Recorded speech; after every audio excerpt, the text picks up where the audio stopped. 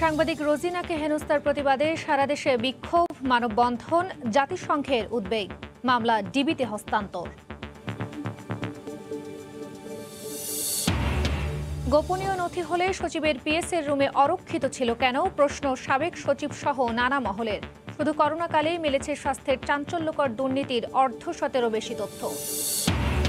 দেশে কোভিড-19 একদিনে 37 জনের মৃত্যু। স্বাস্থ্যবিধি ভেঙে ঈদ যাত্রায় মানুষের ঢল বাড়িয়েছে শঙ্কা। বেনাপোল দিয়ে ভারত ফেরত 142 জনের মধ্যে 11 জনের দেহে করোনা শনাক্ত।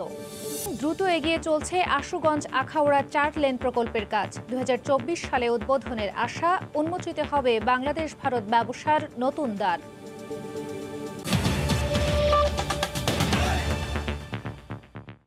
বাংলার সময়ের সঙ্গে আছি আমি খান তাজনীন হাসান। সাংবাদিক রোজিনা ইসলামের বিরুদ্ধে করা মামলা দেশের স্বাধীন ও মুক্ত সাংবাদিকতার জন্য অশনি সংকেত উল্লেখ করে দ্রুত প্রত্যাহার করে তাকে মুক্তির দাবি জানিয়েছেন গণমাধ্যম কর্মীরা। একই দাবিতে রাজধানীর সহ সারা দেশের সংবাদকর্মীরা আজও মুখর ছিলেন প্রতিবাদ বিক্ষোভে। এ সময় তারা সরকারের স্বাস্থ্য বিভাগকে দুর্নীতিগ্রস্ত আখ্যা দিয়ে এর সঙ্গে জড়িতদের দ্রুত আইনের আওতায় আনার দাবি জানান। এদিকে রোজিনার বিরুদ্ধে অফিসিয়াল সিক্রেটস অ্যাক্টের মামলা ডিবিতে হস্তান্তর করা হয়েছে। প্রতিবাদ সাংবাদিকের বিরুদ্ধে কথিত তথ্য চুরির অভিযোগের। মুক্তির দাবি অনুসন্ধানী গণমাধ্যম কর্মী রোজিনা ইসলামের। গণমাধ্যমকে নিষ্পেষণকারী আইন বাতিলের দাবিতে সোচ্চার গণমাধ্যম কর্মীরা। বুধবার সকাল থেকে রাজধানীর জাতীয় প্রেস ক্লাব ও ঢাকা রিপোর্টার্স ইউনিটের সামনে প্রতিবাদে মুখর ছিল সাংবাদিক সমাজ। ঐক্যবদ্ধ হওয়া ছাড়া আমাদের আর কোনো পথ নাই। ঐক্যবদ্ধভাবে আন্দোলনের আর কোনো পথ নাই। সাংবাদিকদেরকে হয়রানি করবে, মামলা দিবে, কারাগারে প্রেরণ করবে, এটি কোনো সাংবাদিক সমাজ মেনে নিবে না। কালকে সচিবালয়ের তথ্য সংগ্রহ করতে গেলে আমাকে রোজিনা ইসলামের মতো যাতে আটকে রাখা না হয়। রাষ্ট্রীয় দুর্নীতিবাজদের প্রশ্রয় দিয়ে রোজিনা ইসলামকে এই প্রিজন ভ্যানে আমরা দেখতে পেয়ে খুবই মর্মাহত। কারাবন্দী রোজিনা ইসলামকে স্বাস্থ্য মন্ত্রণালয়ে নির্যাতনের ঘটনায় জড়িতদের এবং এই মন্ত্রণালয়ের দুর্নীতিগ্রস্ত আমলাদের বিচারের আওতায় আনার দাবি জানান তারা। ব্রিটিশ আমলের আইন দিয়ে একটি স্বাধীন দেশের নাগরিক, সে সাংবাদিক হোক আর যাই হোক, তাদের বিরুদ্ধে মামলা করা যায় না। তথ্য সংগ্রহ করার ক্ষেত্রে যে প্রতিবন্ধকতা তৈরি করা হচ্ছে, এটা অবশ্যই অনতিবিলম্বে অবসান করা হোক। বদলি কোনো শাস্তি নয়, ওএসডি কোনো শাস্তি নয়, তাদেরকে বরখাস্ত করা হোক, তাদের অবৈধ সম্পদের অনুসন্ধান করুন। অভিযুক্ত যেখানে সচিব এবং অতিরিক্ত সচিব, সেখানে যুগ্ম সচিব আর উপসচিবের কমিটি বানাতো, এটা একটা ফাইজলামি, মস্করা। সরকার যদি এই অব্যবস্থাকারীদের বিরুদ্ধে ব্যবস্থা নেয়, যদি এই হেনস্থাকারীদের বিরুদ্ধে ব্যবস্থা নেয়, তাহলে এই সরকারের ভাবমূর্তি উজ্জ্বল হবে।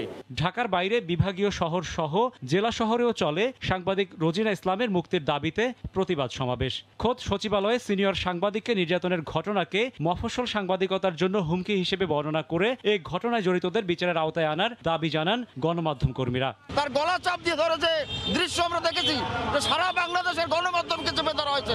স্বাধীনতার উপর হামলা করছে, তাদের দৃষ্টান্তমূলক শাস্তি চাই এবং অনতিবিলম্বে রোজিনা ইসলামের মুক্তি চাই। ফেনী, ব্রাহ্মণবাড়িয়া, চাঁদপুর, মাদারীপুর, বাগেরহাট, ঝালকাঠি, মোংলা, নাটোর, ঝিনাইদহ, গোপালগঞ্জ, মুন্সিগঞ্জ সহ দেশজুড়ে গণমাধ্যমের উপর এমন আঘাতের বিরুদ্ধে সাংবাদিকরা জানান নিন্দা ও প্রতিবাদ।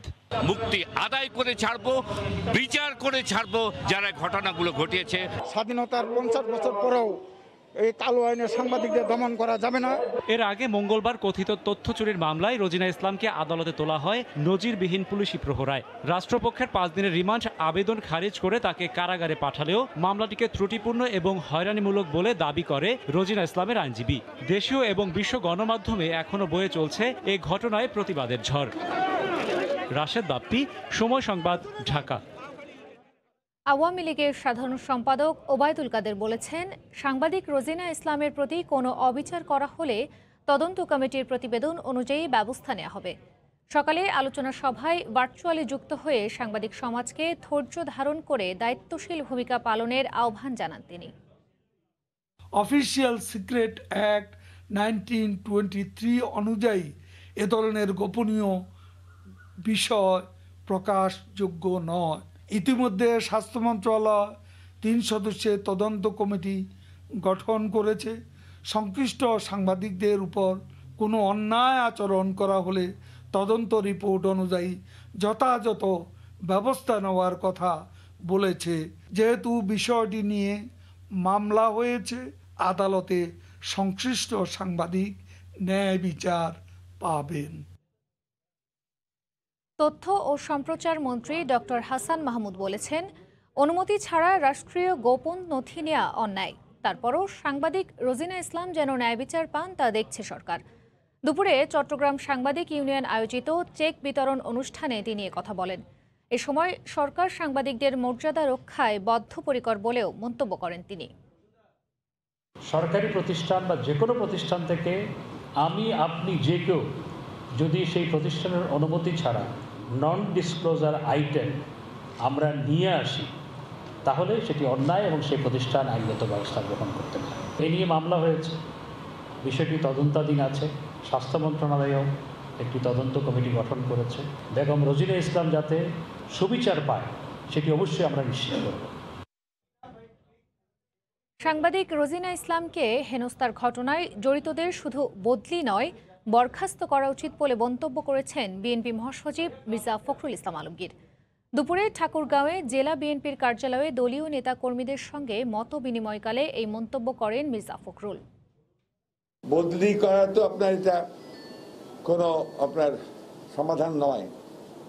ওদেরকে সাথে সাথে বরখাস্ত করা উচিত ছিল, শুধু নয় তাদের বিরুদ্ধে মামলা তাদের বিরুদ্ধে শুরু করা উচিত ছিল এবং তাদেরকে কারাগারে নেওয়া উচিত ছিল।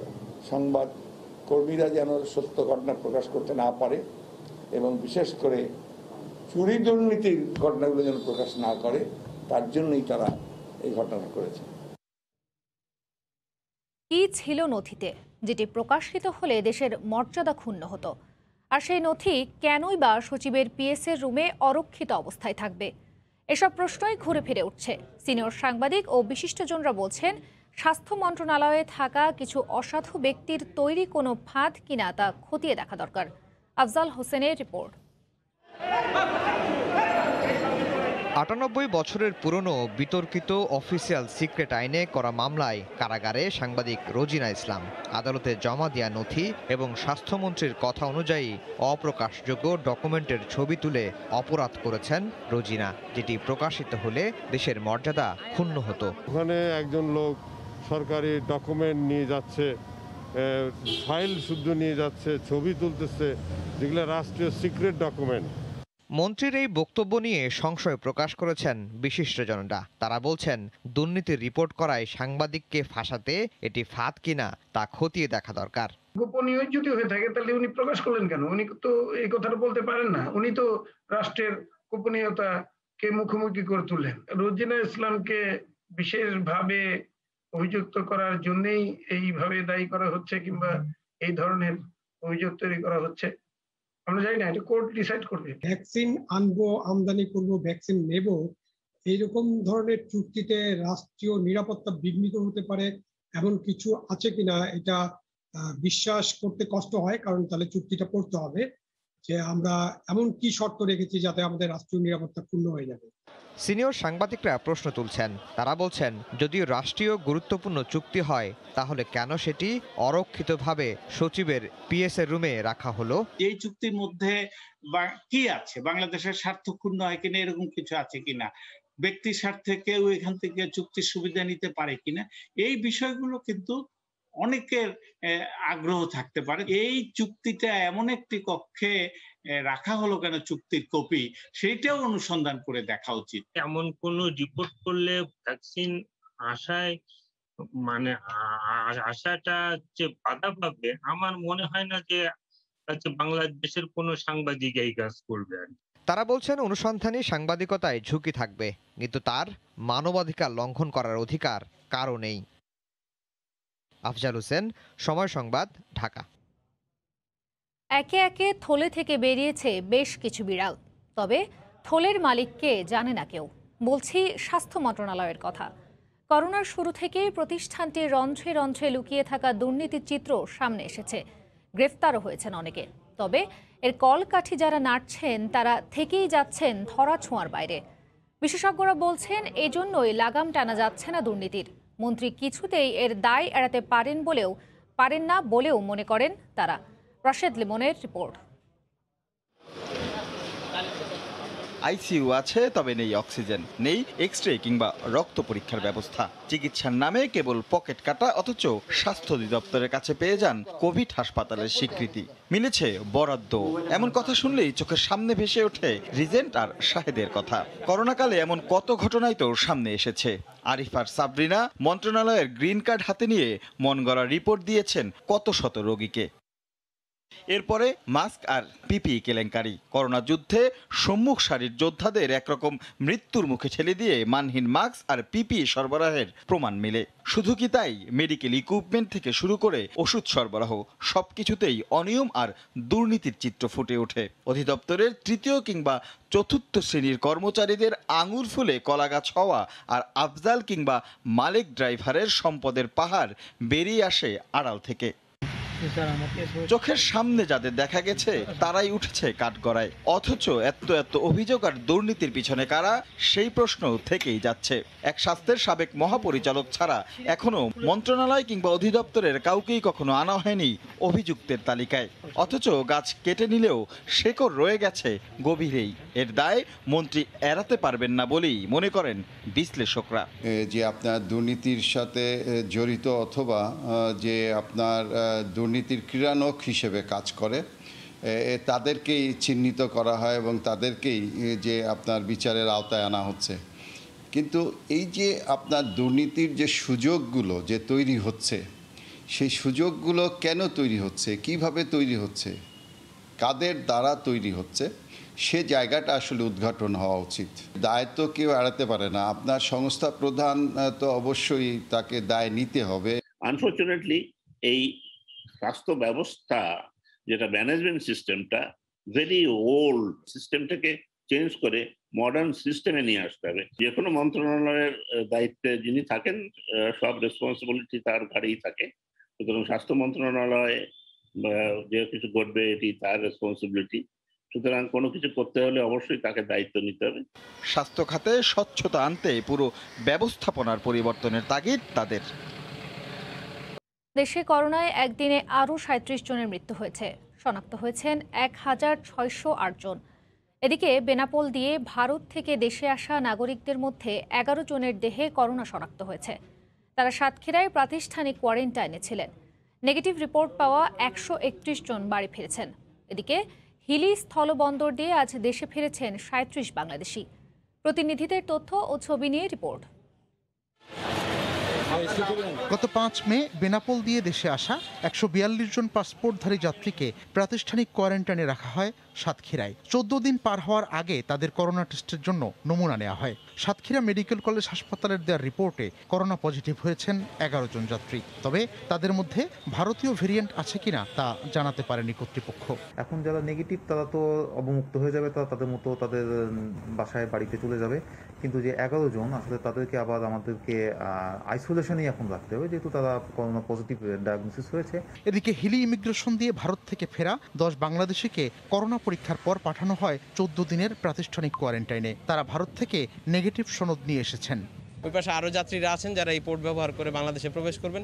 তাদের প্রত্যেককে আমরা যথাযথভাবে প্রাতিষ্ঠানিক কোয়ারেন্টাইন স্বাস্থ্যবিধি মেনে তাদের যে ১৪ দিন সময়, সেই সময়টা পার করে তারা নিরাপদে তাদের বাড়িতে ফিরতে পারবে। পজিটিভ হওয়াদের মধ্যে সাতক্ষীরার ৪ জন, বাগেরহাটের ৩, মুন্সিগঞ্জের ২ জন সহ রংপুর ও খুলনার ১ জন করে রয়েছেন বলে জানিয়েছে civil surgeon office. Mizanur Rahman Kabir, Somoy Sangbad. নিষেধাজ্ঞা অমান্য করে অনেক মহাসড়কে চলছে দূরপাল্লার বাস। নির্দেশনা না মানায় সিরাজগঞ্জে অর্ধশতাধিক বাস আটকে দেয়া হলেও পরে তা ছেড়ে দেয় পুলিশ। পরিবহনের অভাবে অনেকে আবার নানা ভোগান্তি নিয়ে ফিরছেন কর্মস্থলে। এদিকে কয়েকদিনের তুলনায় ফেরিঘাটে ভিড় অনেকটা কমে এসেছে। ঈদের ৫ দিন পরও রাজধানীমুখী মানুষের উপস্থিতি সড়ক মহাসড়কে। দূরপাল্লার বাস চলাচলের অনুমতি না থাকলেও নির্দেশনা অমান্য করে উত্তরবঙ্গ থেকে ঢাকাগামী গাড়িতে যাত্রী পরিবহন করতে দেখা যায়। সিরাজগঞ্জে পুলিশ অর্ধশতাধিক গাড়ি কিছুক্ষণ আটকে রাখলেও পরে আবার ছেড়ে দেয়। প্রচুর দুর্ভোগ, আসলে এই কষ্ট মেনে নেওয়ার মতো না। চাকরি যেতে করি, এখন যেভাবে যেতেই হবে। মহাজনে কয় না এলে চাকরি নাই। বিভিন্ন রুটে গাড়ি পরিবর্তন করে কর্মস্থলে ফিরতে হচ্ছে মানুষকে। আন্তজেলা পরিবহন না থাকায় মোটরসাইকেল, প্রাইভেট কার ও অটোরিকশা হয়ে উঠেছে দূরপাল্লার বাহন। বাদ যায়নি পণ্যবাহী পরিবহনও। বেশিরভাগ ক্ষেত্রে মানা হচ্ছে না সরকারি নির্দেশনা। মানে যেখানে 200 টাকা ভাড়া কেন 500 টাকা ভাড়া, ঠিক আছে, গাড়িও ঠিক মতো পাওয়া যাচ্ছে না। কম করে 5 জন করে যাত্রী হচ্ছে, যেটা মানে স্বাস্থ্যবিধি মানা হচ্ছে না। লঞ্চ চলাচল না করায় নৌপথের একমাত্র বাহন ফেরি। কয়েকদিনের তুলনায় বুধবার ভিড় কিছুটা কমলেও যথারীতি উপেক্ষিত ছিল স্বাস্থ্যবিধি। যদিও ভাড়া বেশি, তারপরেও যাওয়ার জন্য পর্যাপ্ত যানবাহনের কোনো সুব্যবস্থা নাই। রিস্ক নিয়ে হলেও খুশিটা একসাথে ভাগাভাগি করার জন্যই এটুকু করা। এই প্রচণ্ড ঝুঁকির মধ্যে নিয়ে মানুষ আসতেছে ঢাকাতে। শিমুলিয়া বাংলাবাজার নৌরুটে 18টি ফেরির মধ্যে চলছে 17টি। পাটুরিয়া, দৌলতদিয়া ও আরিচা কাজিরহাট নৌরুটে চলাচল করছে ছোট বড় 20টি ফেরি। মিজানুর রহমান, কবির। অধিগ্রহণ সহ সব সমস্যা কাটিয়ে করোনাকালেও দ্রুত গতিতে এগিয়ে চলছে আশুগঞ্জ আখাউড়া 4 লেন প্রকল্পের কাজ। প্রকল্পটি শেষ হলে কলকাতা সহ ভারতের উত্তর পূর্বাঞ্চলীয় 7 রাজ্যের সঙ্গে ব্যবসা বাণিজ্যের নতুন দ্বার উন্মোচিত হবে। উজ্জ্বল চক্রবর্তী তথ্য ও জুয়েল রহমানের ছবি নিয়ে রিপোর্ট। 2019 সালের মাঝামাঝি সময়ে শুরু হয় বাংলাদেশ ভারত যৌথ অর্থায়নে আশুগঞ্জ থেকে আখাউড়া পর্যন্ত এই 4 লেন প্রকল্পের কাজ। মাঝপথে মহামারী করোনা ছাড়াও ভূমি অধিগ্রহণ, যন্ত্রপাতি ও লোকবল ভারত থেকে আনতে সমস্যা হওয়ায় কাজ কয়েক দফা থেমে যায়। তবে চলতি বছর সমস্যাগুলো কেটে যাওয়ায় করোনার মধ্যেও কাজ চলছে পুরোদমে। সংশ্লিষ্টরা বলছেন, প্রকল্পটি শেষ হলেই দুই দেশের ব্যবসা বাণিজ্য প্রসারের পাশাপাশি যোগাযোগে নতুন দিগন্ত উন্মোচিত হবে। এই রাস্তাটা যদি তাড়াতাড়ি হয় তাহলে আমাদের এলাকার যে অর্থ বাণিজ্য, যোগাযোগ সব দিকে উন্নত হবে। গাড়ি ঘুড়ি যত কিছু আছে সর্বসমস্যা, কোনো সমস্যাই থাকবে না। ভারতের 7টি অঙ্গরাজ্যের ব্যাপক পরিবর্তন হবে এবং ব্যবসায়ী বাণিজ্যের ব্যাপক প্রসার বৃদ্ধি লাভ করবে। প্রকল্প কর্মকর্তাদের মতে প্রকল্পটি দুই দেশের অর্থনীতিতে ব্যাপক ভূমিকা রাখবে। সার্বিক অগ্রগতি হচ্ছে 24%। শুধু ভারত বাংলাদেশ না, এটা অন্যান্য পার্শ্ববর্তী যে দেশগুলোর সাথে আছে সেগুলোর সাথে বাণিজ্যিক সম্পর্ক বৃদ্ধি পাবে। জেলা প্রশাসক জানান, ভারতের সঙ্গে বাণিজ্যিক সম্ভাবনা বাড়বে, পাশাপাশি ব্রাহ্মণবাড়িয়ার সঙ্গে রাজধানী ঢাকার যোগাযোগও অনেক সহজ হবে। এই এলাকার জনগণের চলাফেরারও সুবিধা হবে। 4 লেন হাইওয়ে হলে ঢাকা থেকে চট্টগ্রামে যে এবং ঢাকা থেকে ব্রাহ্মণবাড়িয়া আসার যে সময় সেটাও অনেকটা কমে যাবে। 50 কিলোমিটারের বেশি দৈর্ঘ্যের এই প্রকল্পে একটি ফ্লাইওভার, 16টি ব্রিজ ও 3 কিলোমিটার নতুন বাইপাস সড়ক রয়েছে। 2024 সালে প্রকল্পের কাজ শেষ হওয়ার কথা। সময় সংবাদ, ব্রাহ্মণবাড়িয়া। বরিশাল নগরীতে খালগুলোর বেহাল দশা, সবই যেন ময়লার ভাগাড়। নৌকা চলাচল এখন অসম্ভব প্রায়। গেল 2 বছরের মতো এবছরও বর্ষা ও জোয়ারে নগরীর কিছু এলাকা পানিতে তলিয়ে যাওয়ার আশঙ্কা করছেন স্থানীয়রা। এ অবস্থায় দ্রুত খাল খনন করে পানি প্রবাহ স্বাভাবিক করার দাবি জানিয়েছে নাগরিক সমাজ। মাহমুদুন নবীর তোলা ছবিতে আরও জানাচ্ছেন ফিরদাউস সোহাগ। প্রচণ্ড গরমে কুকুরগুলোর পানিতে নামার এই দৃশ্যই বলে দিচ্ছে এই খালে কতটুকু পানি আছে। একসময় শহরে 46টি খাল থাকলেও এখন অস্তিত্ব আছে মাত্র 5 থেকে 6টির। দখল আর দূষণে এগুলো বিলীন হওয়ার পথে। ছোট সময় আমি এই খালে গোসল করছি, সব বড় বড় ট্রলার, আমার নিজ চোখে আমি দেখছি এই খাল দিয়ে লঞ্চ গেছে। খালে যে এত সুন্দর পানি ছিল, যে পানি মানুষে খাইতো, এখন কিন্তু পানি পাও ভিজাইতে পারি না আমরা। গত বছর যখন বর্ষাকাল এসেছে তখন পুরো বরিশাল প্রায় হাঁটু পানিতে ডুবে গেছে, যেটার সবথেকে বড় কারণ ছিল এই খাল দিয়ে পানি অপসারণ ব্যবস্থা ব্যাহত হওয়ার কারণে। এ বিষয়ে দ্রুত ব্যবস্থা গ্রহণের দাবি নাগরিক সমাজের। আমরা প্রতিবারই এই আশ্বাস আর পেতে চাই না। প্রতিবার আশ্বাস দেয় কিন্তু ক্ষমতার পরিবর্তন হয়, উন্নয়ন হচ্ছে না। খালের গভীরতা বৃদ্ধি করার জন্য যেটি দরকার সেটি যেমন নাগরিকদের এগিয়ে আসা দরকার, জনপ্রতিনিধিদের এগিয়ে আসা দরকার। এদিকে সিটি মেয়র জানালেন, সমস্যা সমাধানে 2600 কোটি টাকার প্রকল্প মন্ত্রণালয় পাঠানো হয়েছে। বরাদ্দ পেলেই শুরু হবে কাজ। CEGIS এর মাধ্যমে এই প্রকল্পটা আমরা তৈরি করেছি, তারা ফিজিবিলিটি স্টাডি করেছেন এবং এই 26টা খাল প্রথমত আমরা ওয়াকওয়ে, সৌন্দর্যবর্ধন, এটি 2600 কোটি টাকার প্রজেক্ট। গত 26 এপ্রিল থেকে নগরীর খালগুলো পরিষ্কার পরিচ্ছন্ন করার কার্যক্রম শুরু করেছে সিটি কর্পোরেশন। বর্ষার আগে শেষ করা গেলে পানি চলাচল কিছুটা হলেও স্বাভাবিক হবে বলে মনে করেন সংশ্লিষ্টরা। দিনাজপুরের ঘোড়াঘাট মাছের আড়ত, প্রতিদিন ভোর থেকে বসাই আড়তে দূর দূরান্ত থেকে আসা ক্রেতারা ভিড় করেন মাছ কিনতে। সরবরাহ ভালো থাকায় কম দামে মিলেছে বিভিন্ন প্রজাতির মাছ। হিলি থেকে শফিকুল ইসলাম শফিকের পাঠানো তথ্য, ছবি নিয়ে রিপোর্ট। রমজানে মন্দা বেচাকেনার রেশ কাটিয়ে আবারও সরব হয়ে উঠেছে ঘোড়াঘাটের এই মাছ বাজার। জেলার বিভিন্ন প্রান্ত থেকে মাছ আসায় সরবরাহ ভালো। মিলছে রুই, কাতল, পাঙ্গাস ও মৃগেল সহ মিঠা পানির বিভিন্ন প্রজাতির মাছ। আর দামও ক্রয় ক্ষমতার নাগালে থাকায় খুশি ক্রেতারা। অন্য অন্য আড়তের থেকে এখানে ঘোড়াঘাট মোটামুটি বাজার ভালো। এই গ্লাস কাপ মাছটির ওজন 5 কেজি, এটার দাম আসতেছে 1000 টাকা। তবে জায়গার সংকুলন না থাকায় মাছ বেচা কেনায় কিছুটা সমস্যা হচ্ছে বলে জানালেন আড়তদাররা। গাড়ি ঘোড়া রাখারও জায়গা নাই, রাস্তা বন্ধ হয়ে যায়, রাস্তা চলাচল করা খুব সমস্যা। লোকজন পাইকার আসে যে দাঁড়াবে সেই ব্যবস্থা আমাদের কোনো ব্যবস্থা নাই আমাদের এখানে। অবশ্য দিনাজপুর জেলার ঐতিহ্যবাহী এ আড়তটি সম্প্রসারণের জন্য সব ধরনের সহযোগিতার আশ্বাস দেন স্থানীয় জনপ্রতিনিধি। মাছহাটিটা আমাদের হাটের যে জায়গা রয়েছে, একবারকৃত জায়গা, সেই জায়গার মধ্যে নেওয়ার জন্য আমরা প্রস্তুতি গ্রহণ করেছি, কিন্তু অর্থ অভাবে বা সরকারের বরাদ্দ যদি আমরা পাই তাহলে দ্রুত গতিতে কাজ সম্পূর্ণ করতে পারবো। প্রতিদিন ভোর থেকে মাত্র 3 ঘন্টা চলা এ আড়তে বিক্রি হয় অন্তত অর্ধ কোটি টাকার মাছ। সময় সংবাদ, হিলি। দখল দূষণের পাশাপাশি মাছের প্রজনন ক্ষেত্র নষ্ট হওয়ায় রাঙামাটি লেকের বাঘা আর পাঙ্গাসের মতো অন্তত 7 প্রজাতির মাছ প্রায় বিলুপ্ত হয়ে গেছে। এছাড়া মহাশোল, পাবদা, গুলশার মতো আরও 6 প্রজাতি বিলুপ্তের পথে। আর কমেছে রুই, কাতলা, মৃগেলের পরিমাণ। মাছের এই বিশাল সম্পদ টিকিয়ে রাখতে কাপ্তাই লেকে ক্যাপিটাল গ্রেজিংয়ের সিদ্ধান্ত নিতে হচ্ছে সরকারকে। হেফাজত সবুজকে সঙ্গে নিয়ে শাখাউত টিপুর ক্যামেরায় বিস্তারিত জানাচ্ছেন কমল দে।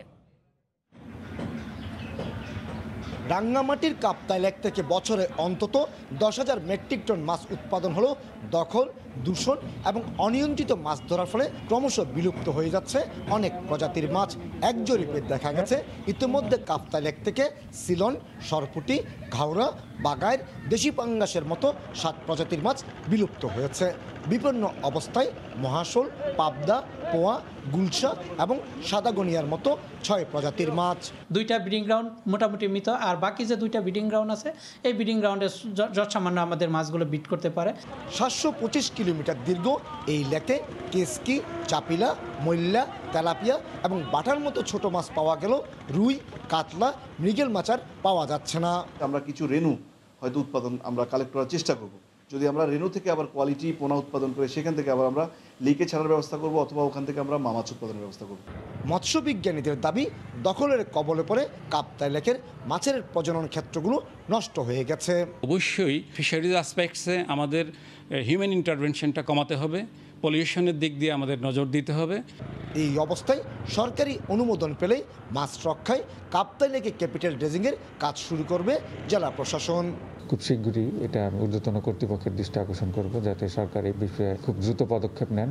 তবে লেকের আশপাশের খামার থেকে পোনা এসে গ্রাস কাপ, সিলভার কাপ, থাই পাঙ্গাস, নাইলোটিকা এবং মোজাম্বিক তেলাপিয়ার মতো আরও 8 প্রজাতির বিদেশি মাছ পাওয়া যাচ্ছে এখানে। 50-এর দশকে কাপ্তাই জলবিদ্যুৎ কেন্দ্রের জন্য তৈরি করা হয়েছিল এই লেক। আর এই লেকে যুক্ত হয়েছে মাইনি, কাসালং, চেঙ্গি, কর্ণফুলী সহ 5টি পাহাড়ি নদী। একসময় এই অঞ্চলের মাছের একমাত্র আধার ছিল এই কাপ্তাই লেক, কিন্তু নানা জটিলতায় পড়ে কালক্রমে সে মাছগুলো বিলুপ্ত হওয়ার পথে। রাঙ্গামাটির কাপ্তাই লেক থেকে কমল। দেখছেন বাংলার সময়। ফিলিস্তিনে ইসরায়েলের বর্বরচিত হামলা ও গণহত্যার প্রতিবাদে দেশের বিভিন্ন স্থানে মানববন্ধন হয়েছে। সকালে ঝিনাইদহ প্রেস ক্লাবের সামনে মানববন্ধন করেন রাজনৈতিক, সামাজিক, সাংস্কৃতিক ও পেশাজীবী সংগঠনের নেতাকর্মীরা। এ সময় বক্তারা ফিলিস্তিনের ওপর ইসরায়েলি হামলার প্রতিবাদ জানান। এদিকে পঞ্চগড় শহরের চৌরঙ্গি মোড়েও বিভিন্ন ব্যানার, ফেস্টুন হাতে মানববন্ধন করেন নানা শ্রেণী পেশার মানুষ। আন্তর্জাতিক সংস্থাগুলোর কাছে ফিলিস্তিনি নিরীহ মানুষকে হত্যার প্রতিবাদে সোচ্চার হওয়ার আহ্বান জানান। এছাড়া একই দাবিতে রাজশাহীতে বিক্ষোভ সমাবেশ ও মানববন্ধন হয়েছে। নেত্রকোনায় ভাড়ায় চালিত মোটরসাইকেল চালক রেজাউল করিম রাজীব হত্যায় জড়িতদের গ্রেফতারের দাবিতে মানববন্ধন করেছেন এলাকাবাসী। দুপুরে মোহনগঞ্জ পৌর শহরের শহীদ মিনার প্রাঙ্গণে শ্রমিক পরিবহন সমবায় সমিতির ব্যানারে এই মানববন্ধন করা হয়। এ সময় নিহত রাজীবের মা, স্ত্রী ও তার 15 মাস বয়সী মেয়ে শিশু ও পরিবহন শ্রমিক সহ বিভিন্ন শ্রেণী পেশার মানুষ অংশ নেন। এ সময় কান্নায় ভেঙে পড়েন রাজীবের পরিবারের সদস্যরা। এই হত্যাকাণ্ডে জড়িতদের গ্রেফতার করে দৃষ্টান্তমূলক শাস্তির দাবি জানান বক্তারা।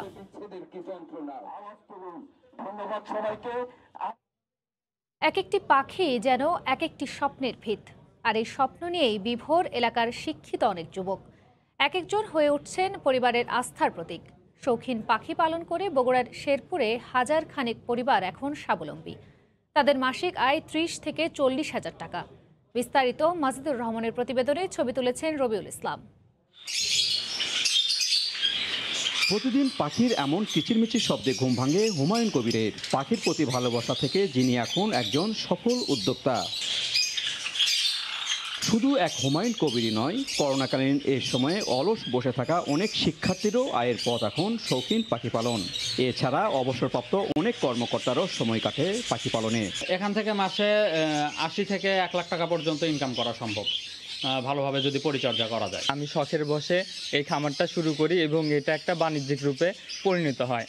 আর্থিকভাবে উপকৃত হয়েছে এবং আমার এখানে অবসর সময়টাও এখানে ভালোভাবে কাটে।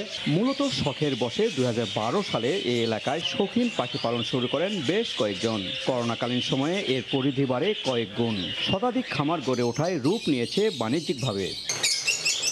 সরকারি পৃষ্ঠপোষকতা পেলে এই খাতে বেকার যুবকদের কর্মসংস্থান সম্ভব বলে মনে করেন সংশ্লিষ্টরা। যে তরুণ উদ্যোক্তারা তৈরি হয়েছে তাদেরকে কারিগরি প্রশিক্ষণ সহ বিভিন্ন টেকনিক্যাল সাপোর্ট দিয়ে থাকি। বিশেষ করে ভ্যাকসিনেশন, ডিওয়ার্মিং, বিভিন্ন সময় যে রোগগুলা আসে সেগুলার নিয়মিত ট্রিটমেন্টগুলো আমরা এই প্রাণী সম্পদ দপ্তর থেকে সরবরাহ করে থাকি। বগুড়ায় বাজরিগার, ফ্রিন্স, জাবা, কোকাটেইল, ডাব, লাভবার্ড, কুনোর ও মেকাও সহ প্রায় 30 প্রজাতির শৌখিন পাখি পালন হচ্ছে। মাজিদুর রহমান, সময় সংবাদ, বগুড়া। বাংলার সময় শীর্ষ সংবাদ জানিয়ে দিচ্ছি আরেকবার। সাংবাদিক রোজিনাকে হেনস্থার প্রতিবাদে সারা দেশে বিক্ষোভ, মানববন্ধন। জাতিসংঘের উদ্বেগ, মামলা ডিবিতে হস্তান্তর।